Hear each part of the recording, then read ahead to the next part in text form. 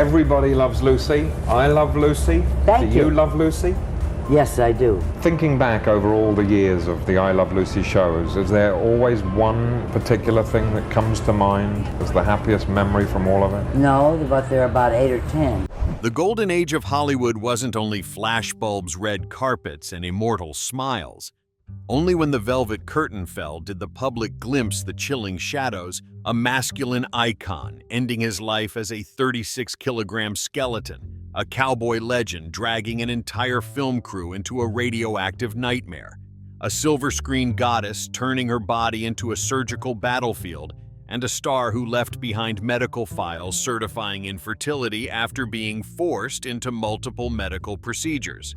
These are the painful secrets found only in autopsy reports and infertility certificates of old Hollywood stars, cold documents that still make audiences shudder whenever they are mentioned, especially the 13th truth, which remains an unhealed obsession to this day. Bruce Lee, the mystery behind the death of the little dragon. Some stars die just as their light peaks. Bruce Lee is the most haunting case.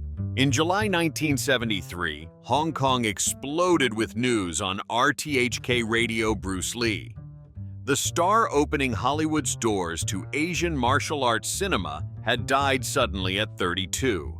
The official cause was cerebral edema, an allergic reaction to the painkiller Equagesic.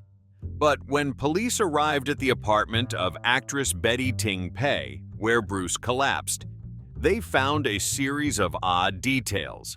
Reporter Albert Cheng of the South China Morning Post later revealed that the scene was sealed off for hours, with several items disappearing before the press gained access. In Lee's stomach, there was no trace of food, only a compound that has never been publicly identified. Friends say that in his final days, Bruce often complained of exhaustion and splitting headaches. Screenwriter-producer Raymond Chow told Variety, "He said his body felt like a time bomb. He didn't know when it would go off." A manic work schedule combined with pressure from both Hollywood and Hong Kong pushed Lee to the breaking point. Theories erupted at once. Some claimed triads were furious that Bruce refused protection money and decided to send a message. Others believed he was poisoned after angering traditional masters by revealing Chinese martial secrets to the world. The BBC even produced a 1975 special calling it The Mystery of the Dragon. To this day, the death has no fully satisfying answer. Bruce Lee became an immortal legend, and his legacy remains a riddle that the world cannot stop asking about. And from addiction pressure and stolen youth, we remember Judy Garland, the Dorothy of The Wizard of Oz, whose destruction began in her teens. Chapter 2. Judy Garland, a childhood turned hell in MGM's hands. It's hard to imagine the girl in the blue dress clutching Toto lived a childhood that became a nightmare. In 1939, while filming The Wizard of Oz, Judy Garland was only 16. MGM didn't treat her like a teenager, but like a money machine. Handlers forced Garland to take diet pills by day to keep her figure, then sleeping pills at night to avoid collapse. A crew member later admitted to Photoplay, "We gave Judy pills like candy green ones in the morning, white ones at night." The habit clung to Judy for the rest of her life. Her 1969 death at London's Cadogan Hotel was recorded as unintentional barbiturate overdose. But the coroner described a body like that of a 70-year-old woman, severely damaged liver, hormonal chaos, and a reproductive system in ruins. Records at Chelsea Hospital even noted her chances of pregnancy were nearly zero. 3 marriages cracked apart, including one with director Vincente Minnelli, father of Liza Minnelli. Hollywood gossip claimed Judy could no longer have more children, worsening family strain. Columnist Hedda Hopper wrote a line that chilled readers. "Judy lived by pills, slept by pills, and even laughed by pills." When police found her, there was an unfinished letter to her daughter on the table. The short line, "Mom misses you," cut into the public's heart like a final knife. If pills destroyed Garland's life, Humphrey Bogart stands as the icon who turned himself to ash with cigarettes and hard liquor. Number 3. Humphrey Bogart, the masculine icon, who collapsed in a sickbed. On January 14, 1957, the star of Casablanca breathed his last in his Holmby Hills mansion. The official cause was esophageal cancer, but the autopsy details made Hollywood recoil. He weighed only 80 pounds, about 36 kilograms. The steel man who made millions swoon had become a skeleton. The chief culprit was a self-destructive lifestyle. Treating physician Dr. Milton Wolfe recorded that Bogart smoked up to 3 packs of Lucky Strikes a day and drank whiskey like water. He barely ate, living on nicotine and liquor. Even in pain, Bogart wisecracked. He called the radiation machine the electric chair, rasping to a nurse. "Are they trying to kill me again?" Rumors swirled that near the end, Bogart and his wife, actress Lauren Bacall, wanted another child, but he had become infertile. Bacall never confirmed it yet. A close friend told Vanity Fair she cried every night knowing the dream of a bigger family was gone forever. CBS carried his funeral live. The image of a gaunt, exhausted man still trying to smile became a tragic emblem. But before that, Hollywood witnessed an even deeper grief. A star who didn't die of disease or drink, but slowly from a heart torn apart by love, lost Clark Gable. Chapter 4. Clark Gable, A Broken Heart, after losing Carole Lombard. People call Clark Gable the King of Hollywood, but few know his heart was shredded in 1942. On the night of January 16th, his wife, star Carole Lombard, was flying back to Los Angeles after a war bond rally in Indianapolis when TWA Flight 3 slammed into Nevada's Potosi Mountain. The bulletin on CBS radio left Hollywood stunned. When Gable reached the site, Los Angeles Times photographer Eddie Wessel recounted that he could barely stand. Amid the ashes, rescuers handed him the scorched wedding ring found in a victim's pocket. Gable clutched it, crumpled to the ground, and muttered, "There's nothing left." A witness said it was a man shattering before our eyes. From then on, Gable's health and spirit nosedived. Personal physician Dr. Rexford Kennemer later admitted in UCLA archives that Gable's heart lived in a state of chronic injury. Friends said he drank constantly, yet every night sat silently before Carole's photo. For 18 years, he never let it out of his sight, even when he went to war with the U.S. Army Air Forces. In November 1960, just 12 days after wrapping The Misfits with Marilyn Monroe, Gable collapsed at home. The official report, massive myocardial infarction after years of damage. When the coroner opened his wallet, Carole's photo was still there, faded, the edges frayed by the keeper's thumb. Film historians now believe Gable's death was an early case of broken heart syndrome. It didn't just take a king, it left Hollywood a painful question: can stardom save a heart that never stops bleeding? That question grew heavier with the radioactive tragedy that killed John Wayne. Number 5. John Wayne, the nuclear curse from the Utah desert. Few would believe the steelman John Wayne fell to an invisible enemy radiation. In the summer of 1954, the production of The Conqueror headed to St. George, Utah. The location sat near a U.S. nuclear testing range. The Salt Lake Tribune had warned that the soil and air were dusted with fallout. Local children were often born with defects. Hollywood ignored it. The Crimson Desert looked perfect. Director Dick Powell reassured the crew. "The government says it's safe, so we'll trust it." The truth was brutal. Over 220 cast and crew, including Wayne, Susan Hayward, and Pedro Armendariz, were later diagnosed with cancer. Wayne was hit especially hard. UCLA doctors found his stomach swarming with malignancies, and his lungs severely damaged.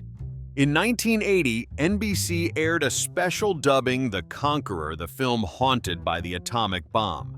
More than 90 cancer deaths were tallied from that production, numbers that made viewers shiver. Before he died, Wayne told a Variety reporter, "I lived like a cowboy, but I guess I'm going out like a lab rat." John Wayne's death proved that Hollywood could destroy its stars not only with fame's pressure, but with disregard for human life. If Wayne was a radiation victim, Marilyn Monroe was a victim of deadly political secrets. Her death remains one of America's most contentious files. Number 6. Marilyn Monroe, Death in Darkness and the Torn Pages. On the morning of August 5, 1962, America jolted as the Los Angeles Herald-Examiner blared Marilyn found dead. The sex symbol was discovered lifeless in her Brentwood bedroom. The initial ruling was probable suicide by sleeping pill overdose, but the truth quickly stunned the public. No pill residue was found in her stomach, while 15 prescription bottles sat on the nightstand from various doctors. Sergeant Jack Clemens, first on the scene, later told 60 Minutes, "The room was too clean, like someone had tidied up to hide something." The press erupted. The New York Daily News reported ties between Marilyn and President John F. Kennedy and his brother Robert. Several pages were torn from her notebook, allegedly notes on White House secrets. Journalist Dorothy Kilgallen insisted on TV that Monroe knew too much and silence was the only way to protect power. Beverly Hills police files note that before she died, Marilyn called several friends, her voice shaking, desperate. No one quite heard it. That night, Hollywood reeled. One of its brightest stars died alone in the dark, amid whispers of a silencing that never fade. If Marilyn perished in political murk, Errol Flynn's downfall was different, a man consumed by liquor lust and inescapable scandal. Chapter 7. Errol Flynn, From Glorious Robin Hood to a Man Dying in Drink. Once hailed as the handsomest Robin Hood on film, Errol Flynn died in a condition so horrific the coroner recoiled. In October 1959 in Vancouver, Flynn collapsed at a party. The death certificate cited heart disease and multiple organ failure, but the story behind it was far bleaker. For 2 decades, Flynn drowned in hard liquor and narcotics. He haunted every Los Angeles bar from the Sunset Strip to Beverly Hills. The press exposed his liaisons with underage girls, culminating in a 1942 trial that gripped the nation. He was acquitted, but his career never washed clean. Gossip maven Luella Parsons described his Mulholland Drive villa as a haze of booze and women. By the late 50s, his health was wrecked. Liver ruined, heart enlarged, his once beautiful face warped by morphine. A former servant recalled, "He lived like he was killing himself in installments, one more drink, one more shot each day." When the coroner opened Flynn's body, he wrote that the organs resembled those of an 80-year-old, though Flynn was just in his 50s. His end taught Hollywood that not every star falls to conspiracies or accidents. Some burn themselves to cinders with fame's temptations. Not all self-destruction was male either. Some goddesses stood at the summit, their bodies crisscrossed with surgical scars like Elizabeth Taylor. Chapter 8. Elizabeth Taylor, the violet-eyed goddess with a body of scars. Maggie the cat is alive! I'm alive! Why are you afraid of the truth? If Elizabeth Taylor's violet eyes enchanted the world, her body was a map of incisions. Over her lifetime, Taylor underwent more than 30 surgeries, brain, heart, hips, eyes, even uterus.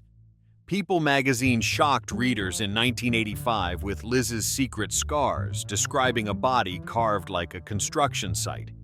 Taylor grew so dependent on the painkiller Demerol that friends feared a fatal overdose. Personal physician Dr. Michael Levy told the Los Angeles Times, "Liz always asked for higher doses. She said she couldn't sleep otherwise. The endless procedures left her scarcely able to carry a child." To preserve a perfect family image, she and her husbands often adopted building a public facade.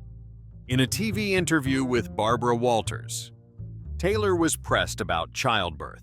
She forced a smile, eyes brimming, and quickly switched to talking about diamonds. Paparazzi once snapped her, leaving Cedar Sinai pale and wrapped in white bandages. When Taylor died in 2011, a funeral home worker told the Daily Mail, "Her body was covered in scars so different from the radiant goddess on screen." Audiences realized then Hollywood can forge icons, but it can also mercilessly sacrifice flesh to sustain the illusion. And the tragedy didn't stop with Taylor. Later generations like Rita Hayworth endured even harsher mental torment. Chapter 9. Rita Hayworth.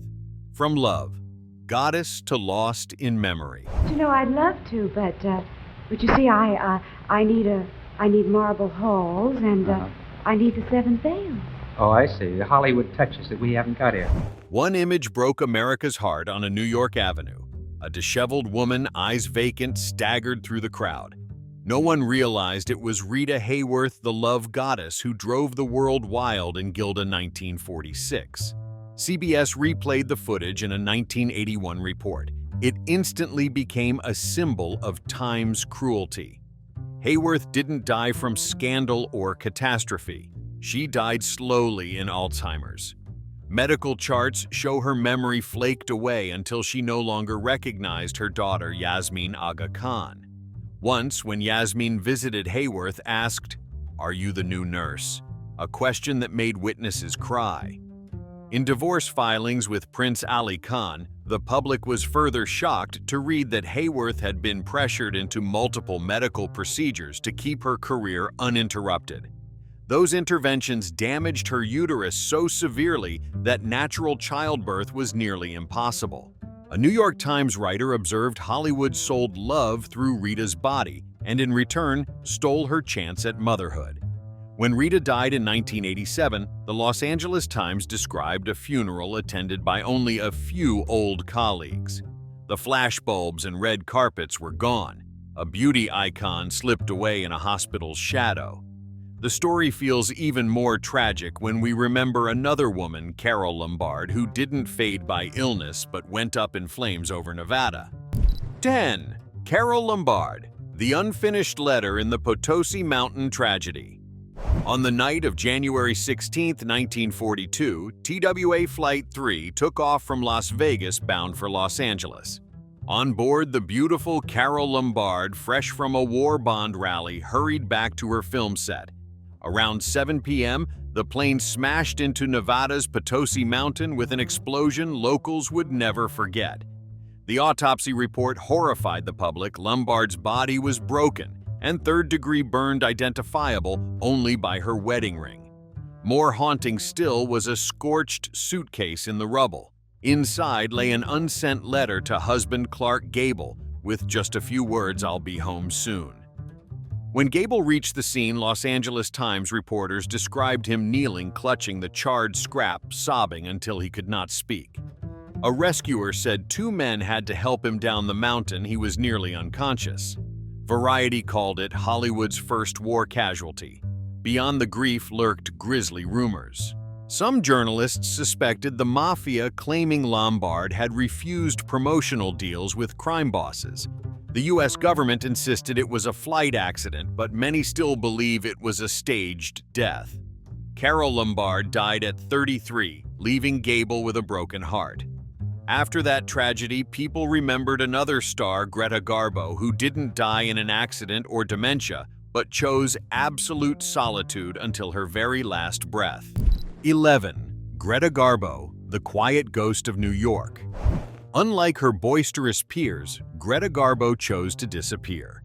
For decades after leaving the screen, she lived reclusively in a Manhattan apartment. People only occasionally saw her in a wide-brimmed hat and dark glasses hurrying across the street like a ghost. Rumors dating back to the 1930s claimed that Garbo had a medical procedure in Sweden and could never conceive afterward. This, they said, explained why she avoided marriage and lived alone for the rest of her life.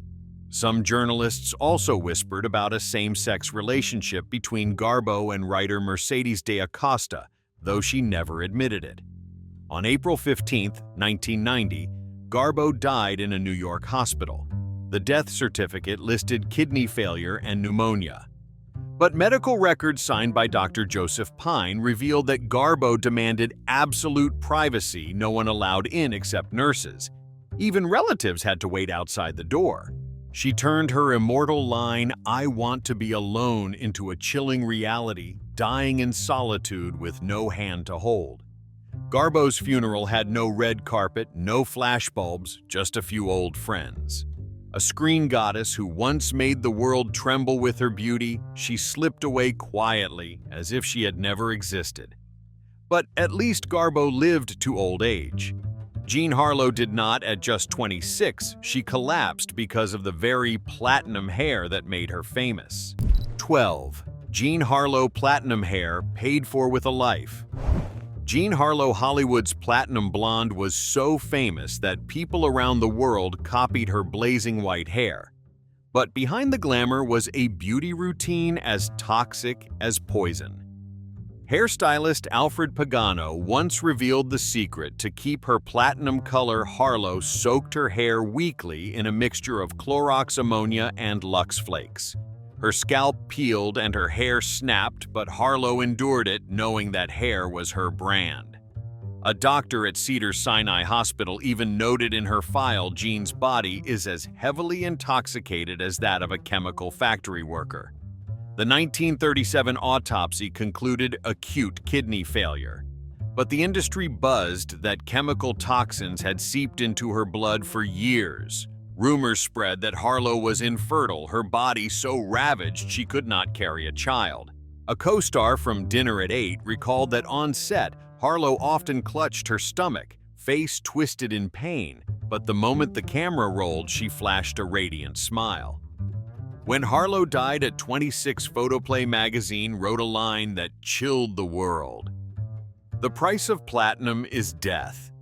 Thousands gathered outside the hospital, fainting and weeping, unable to believe the platinum goddess was gone. Her death became a warning that Hollywood's fleeting beauty can cost a life. And after Harlow, the list of stars dying young under mysterious circumstances only grew. One of the most prominent was Natalie Wood. 13. Natalie Wood. The fateful night on the Splendor. Among Hollywood's most mysterious deaths, Natalie Wood's cannot be ignored. On the night of November 29, 1981, while the yacht Splendor was anchored off Catalina Island, California, Natalie vanished without a trace. On board were her husband, actor Robert Wagner co-star Christopher Walken, and Captain Dennis Davern. The next morning, Natalie's body was found floating near shore wearing a red nightgown, a long cardigan, and barefoot. The autopsy shocked the public. Large bruises marked her arms and legs, some shaped as if from forceful gripping or pulling. Clearly, there had been a struggle before she drowned. Years later, Captain Davern told NBC's Today Show, "I heard a loud argument between Wagner and Natalie, then a heavy thud. After that, silence." The detail fanned the flames, especially when in 2011, after Vanity Fair's explosive investigation, Los Angeles police reopened the case, changing the cause of death from accidental to undetermined. The public asked, why did Robert Wagner refuse to cooperate with police?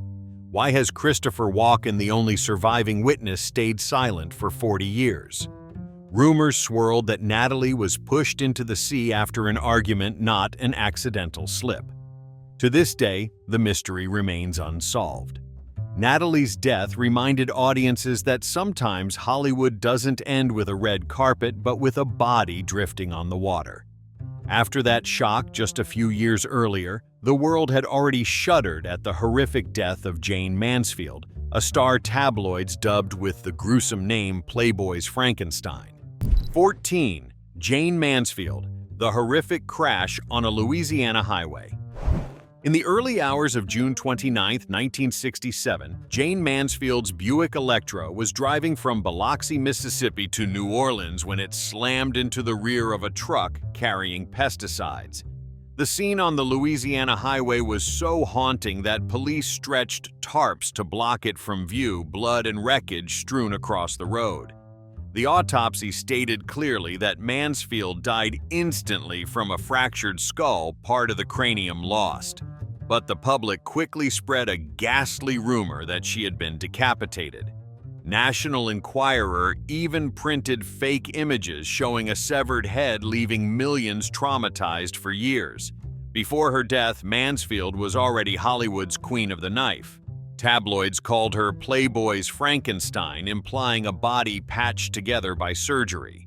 Rumors claimed Mansfield was among the first women to experiment with silicone implants in the 1960s, when the technique was still perilous. Some even believed her body had been deformed by dark medical trials. More heartbreaking, her 3 small children were in the car, including young Mariska Hargitay, who would later become a star on Law & Order SVU. Thankfully, all 3 survived, but the horror haunted Mariska for life. Mansfield's death was more than a traffic accident. It was a chilling reminder that behind the glitter lies mortal fragility. And not just Mansfield, peerless beauties like Ava Gardner also lived with private pain, adored for their looks, yet powerless before the longing for motherhood. 15. Ava Gardner. The timeless beauty, living with infertility. Among Hollywood beauties, Ava Gardner is unforgettable, a flawless face and deep eyes that made director John Huston admit, "The camera is so enamored of Ava, it trembles." Yet beneath velvet and flashbulbs, Gardner carried a quiet tragedy: she could not have children. In her memoir, Gardner confessed to a youthful medical procedure, a rash decision that cost her a lifetime. Medical records show repeated gynecological treatments in Europe, even secret clinics in Switzerland, all in vain. An anonymous doctor told Vanity Fair that Ava's uterus was so damaged she could no longer conceive. Her 3 marriages were awash in tears. With Frank Sinatra, a love both beautiful and fierce, reporters once caught Gardner leaving a hotel in Rome, face wet with tears after a fight about children. When Life magazine asked Sinatra directly, he only sighed, "That's Ava's pain. Don't make me say it again." In her later years, Gardner lived quietly in London, often sitting alone in a small flat, pouring a drink, and gazing at photos of friends' children. She once confided, "I had everything other women dream of, beauty men fame. But I lacked the simplest thing to be a mother, a peerless beauty with a wound no one could soothe." Ava Gardner's life stands as a bitter testament. Sometimes beauty itself is the cage that traps the soul. And then audiences remembered another woman, Lucille Ball, who made the world roar with laughter, but herself died in agony after a 47-minute struggle on the operating table. Number 16. Lucille Ball laughter, hiding a history of miscarriages. Lucille Ball, the familiar face of the legendary I Love. Lucy brought laughter to millions of American families in the 1950s. Yet few knew she endured countless nights of tears over multiple miscarriages before she finally had 2 children. Tinseltown rumors claimed Ball had taken dangerous fertility drugs early on, causing permanent damage. In 1962, the Los Angeles Times hinted she shone brightly on screen, but behind it were bitter tears. On April 26, 1989, Lucille was admitted to Cedars-Sinai with a ruptured aorta. Doctors fought for 47 minutes, but could only pronounce her dead. The medical report recorded a painful detail: her heart vessels burst one by one, a body exhausted after decades of illness. ABC News broadcast the announcement live, and millions wept. They could not believe the woman who gave them endless laughter died in such pain. The image became a cruel paradox. Those who make the world happy often hide the deepest sorrow. Lucille Ball's death closed one tragic chapter, but Hollywood did not stop.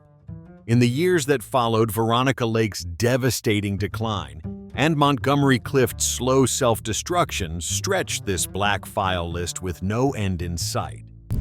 17. Veronica Lake, the legendary star with the bangs who met his end in a shabby bar. Once Life magazine photographer Alan Grant accidentally captured an unremarkable scene in a small bar in New York's East Village, a disheveled woman in a worn apron pouring beer for customers. Only when the photo was published did the public fall silent. It was Veronica Lake, the million-dollar star of the 1940s, the peekaboo icon who once mesmerized the world. In her golden decade, Lake earned up to $250,000 per film, graced the cover of Time, and was even considered a WW2 morale booster as her one-eye-covered hairstyle swept the globe. But after the war, Hollywood turned cold. Labeled difficult and increasingly alcoholic, she was dropped by Paramount, and from there she spiraled. Tabloids exposed how the star who once lived in a Beverly Hills mansion now rented cheap rooms. A Variety reporter wrote after visiting, "In the room, only a rusty iron bed, a rumpled thin blanket, and dozens of empty gin bottles everywhere." Less known were the Bellevue Hospital records in New York stating Lake was infertile due to multiple medical procedures during her peak years. A nurse recalled, "She cried like a child, saying they'd taken away her chance at motherhood just to keep her perfect on screen." At the end, Veronica Lake begged for work, but no one hired her. No one believed a former golden goddess could be knocking on diner doors asking to wait tables. In the last candid photos in 1971, Lake bowed her head pouring beer for drunks, no one recognizing the star who once brought Hollywood to its knees. In 1973, the Autopsy listed liver and kidney failure due to alcohol. She died quietly at 50, no money, no fame, and no funeral worthy of her name. Lake's brutal decline was a harsh warning, and only the prelude to an even fiercer male tragedy, Montgomery Clift, who turned himself into a living corpse after a fateful accident. 18. Montgomery Clift. From the mature James Dean to Hollywood's longest ordeal. Some nights never fade from Hollywood history. May 12, 1956 was one of them. That evening, Montgomery Clift left a party at Elizabeth Taylor's Beverly Hills mansion. Driving down the twisting slope of Benedict Canyon, his Chevrolet lost control and smashed into a utility pole. Elizabeth Taylor was the first to rush out. Witnesses said she screamed at the sight of Clift, unconscious, face covered in blood, nose broken jaw, shattered teeth scattered. Taylor pulled a tooth fragment from his throat. Without it, Clift might have suffocated on the spot. The Los Angeles Times described the scene. The handsomest man in Hollywood died that very night, even though his body still breathed. Clift survived, but his face was disfigured and his career plunged. From a leading man called the grown-up James Dean, he became a ghost hiding from cameras, drowning pain in liquor and morphine. A close friend said Monty lived as if every day were a small suicide. Medical records at a New York hospital show morphine abuse so severe that his arm veins were riddled with needle marks. His liver failed, heart weakened, lungs blackened by smoke. In 1966, he died in his Manhattan apartment.